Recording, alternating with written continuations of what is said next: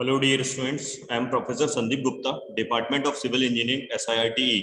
So, today in this class, I will discuss a very important topic. This is called as a retaining wall.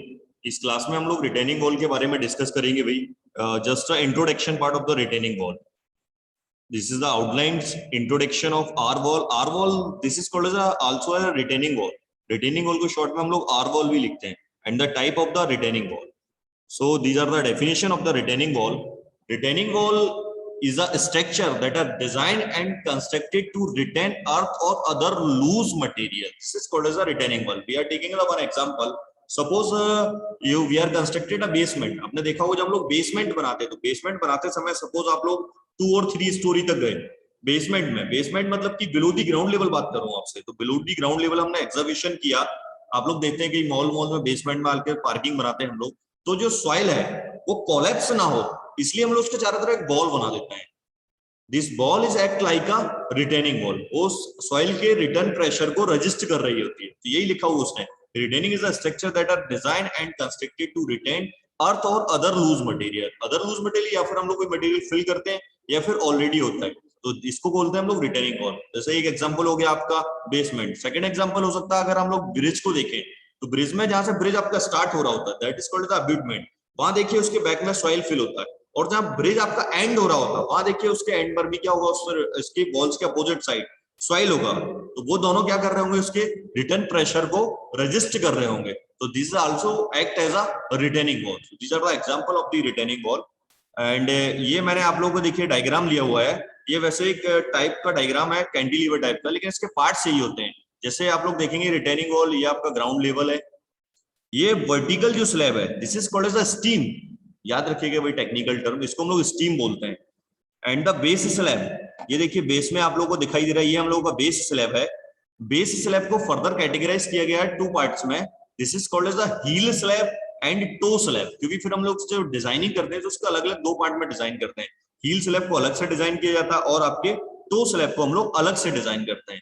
इसके पीछे एक reason होता है बहुत बड़ा क्योंकि हील स्लैब पर प्रेशर ज्यादा होता है और टो स्लैब पर प्रेशर बहुत नेग्लिजिबल होता है. इसलिए उसको फर्दर कैटेगराइज कर दिया गया बेस स्लैब को जिसका एक स्लैब का नाम दिया हम लोगों ने हील स्लैब और दूसरे का नाम दिया टो स्लैब. तो हील को आप लोग कैसे पहचानेंगे जैसे हम लोग शूज होते हैं ना बैक पोर्शन को हम लोग हील बोलते हैं. तो वहां से याद रखिएगा वहां से हमारा हील और फ्रंट पोर्शन को हम लोग टो बोल देते हैं. तो ये आप लोग जैसा कि देख रहे हैं बैकफिल है. इस diagram vertical portion is called as a stem. Base slab को फर्दर कैटेगराइज किया गया मैंने आपको बताया 2 कैटेगरीज में heel slab and toe slab. Next हम लोग देखते हैं क्लासिफिकेशन ऑफ रिटेनिंग वॉल. तो क्या क्या क्लासिफिकेशन होते हैं रिटेनिंग वॉल के 4 कैटेगरीज में इसको क्लासिफाइड किया गया है. फर्स्ट होता है आपका gravity wall. Gravity retaining wall बोले या ग्रेविटी वॉल बोले इसको हम लोग मैशनरी और प्लेन कंक्रीट का ही बनाते हैं. सेकंड होता है आप लोगों का कैंटिलीवर रिटेनिंग वॉल. ये आरसीसी का बनाते हैं फिक्स है. इसके फर्दर कैटेगराइज है 2 कैटेगरी में. या तो ये इन्वर्टेड टी जो अल्फाबेटिकली हमारे एबीसीडी होते हैं उसका उल्टा टी जैसा दिखाई देता है या फिर ये एल शेप दिखाई देगा अल्फाबेटिकली तो वो cantilever. Cantilever must just simple one and fixed another and free. And third type है आपका counter foot retaining wall. This wall is also make an RCC but different from the cantilever retaining wall. And the last buttress wall. Buttress is similar to the counterfort but a minor differences between the counterfort and the buttress. But the last 3 walls making a RCC and the first wall this is called as a gravity wall make a masonry or the plain concrete not we are the RCC. So these are 4 categories divided in a retaining wall. 4 categories में हम लोग retaining wall को divide. अब मैं आपको इनका definition बताता हूँ. फर्स्ट जैसे कि ग्रेविटी वॉल. तो ग्रेविटी रिटेनिंग वॉल क्या होती है. ग्रेविटी रिटेनिंग वॉल अपने ऑन वेट के कारण अपने सेल्फ वेट से ही वो जो सॉइल का प्रेशर आता है बैक से उसको रजिस्ट करती है. उसको बोलते हैं हम लोग ग्रेविटी डाल. तो ग्रेविटी वॉल जो बनाते हैं वो बहुत ज्यादा लोड को बियर नहीं करती क्योंकि वो जो भी रजिस्ट करती है प्रेशर को वो अपने ऑन वेट से ही करती है. तो gravity retaining wall depend on their own wait देखिए लिखा हुआ and any soil resisting on the concrete is resisting laterally earth forces. इसी को वो लैटरली अर्थ फोर्सेस को बियर करती है. सेकंड आपका लिखा हुआ है कैंटिलीवर रिटेनिंग वॉल. तो cantilever retaining wall is the most commonly used retaining wall. अगर आपका हाइट अप टू 6 मीटर है इट्स अ वेरी यूजफुल तो हम लोग कैंटिलीवर रिटेनिंग वॉल को यूज करते हैं.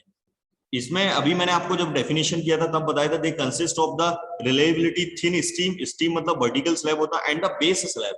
The base, देखिए लिखा हुआ, the base is also divided into two parts. One is called the heel and second is called the toe slab.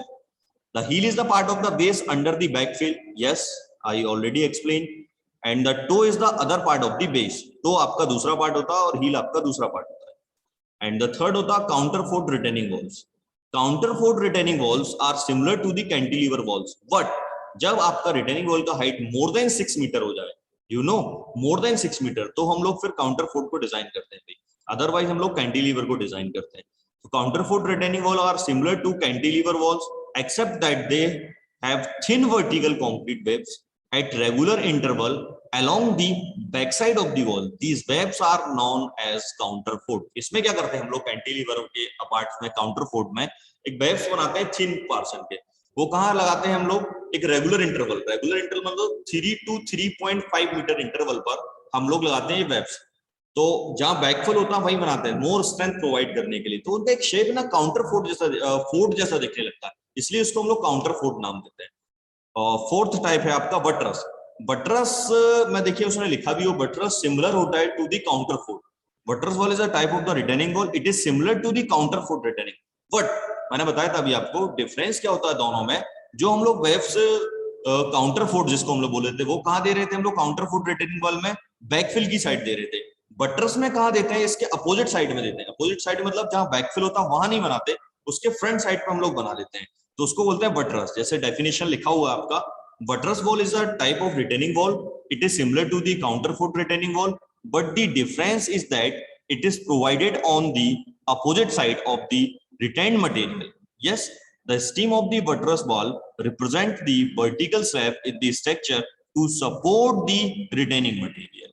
ठीक है ना भाई. तो ये अपोजिट साइड में हम लगाते हैं तो वो बन जाता है आप लोगों का बटरस. ये देखिए कुछ मैंने आप लोगों को डायग्राम लिए हुए हैं. डायग्राम, पहला डायग्राम आप लोग देख रहे हैं, this is called as gravity wall. Gravity wall, ये देखिए ग्रेविटी वॉल में बना हुआ प्लेन कॉन्क्रीट है इसमें सारा. बैक साइड आपका ग्राउंड लेवल को रिप्रेजेंट कर रहा है, स्लोपिंग ग्राउंड लेवल को रिप्रेजेंट कर रहा है. तो ये हमारा ग्रेविटी वॉल है. इसके बाद सेमी ग्रेविटी कभी कभी यूज कर लेते, तो माइनर से हमने रीइंफोर्समेंट यूज किया इसलिए उसको सेमी ग्रेविटी नाम दिया हुआ. कैंटिलीवर का अगर आप लोग देख पा रहे हैं तो कैंटिलीवर देखिए ग्राउंड बैकफिल है हमारा, रीइंफोर्समेंट है उसमें पूरे 3 रीइंफोर्समेंट वर्टिकली दिया हुआ है, हील स्लैब में दिया हुआ, टो स्लैब में भी दिया हुआ है.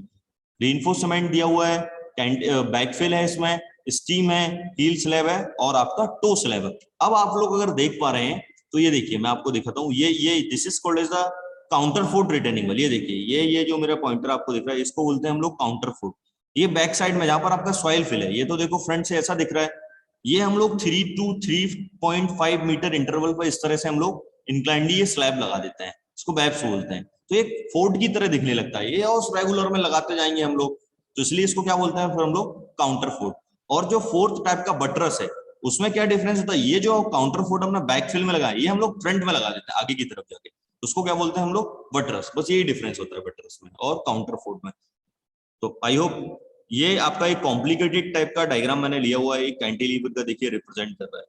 ये पीछे से बैकफिल है जिसको ये रोके हुए, ये हमारा इसमें एक ड्रेनेज होल भी लगाते हैं हम लोग, ये टो स्लैब है, ये हील स्लैब है, ये बेस है, ये शेयर की, ये मैं आपको डिजाइन करते समय बताऊंगा, जब आप स्टेबिलिटी में फेल होता है तो हम लोग शेयर की डिजाइन करते हैं. और ये स्टीम पोर्शन है देखिए, और ये कितना कॉम्प्लिकेटेड आपका बैकफिल यहाँ से आ रहा है इतना स्ट्रांगली और इन सबको ही रोके हुए. तो ये हमारा retaining wall, it is a basic work of retaining wall. ये देखिए इस तरह से फिर एक्ट करने लगता है.